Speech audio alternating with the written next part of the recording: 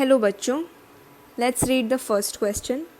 It is read the given statements each with one or two blanks. सबसे पहला हम statement पढ़ते हैं कि repeated activation of muscles can lead to accumulation of dash due to anaerobic breakdown of glycogen in them. देखो, muscles have glycogen as storage of energy to work.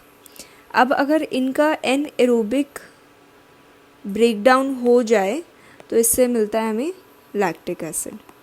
Okay, so first fill in the blank हो गया lactic acid. Secondly, the globular head of meromyosin is an active ATPase enzyme that has binding sites for dash and active site for dash.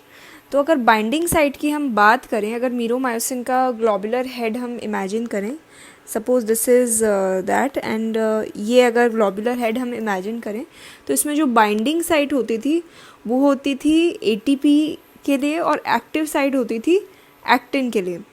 सो यहाँ पे कुछ होती थी binding site और active site. So binding site होगी for ATP and active site होगी where the reaction takes place is for actin. Okay, फिर the central part of the thick filament not overlapped by thin filament. देखो, जो हमारे पास Jones होते थे वो कुछ ऐसे होते थे कि ये हो गया thick filament and then these are the thin filament.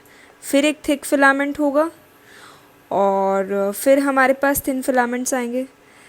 नहीं, ये कुछ ऐसा होता था कि ये हो गया थिक फिलामेंट और ये हो गए thin filament. Then there is a thick filament,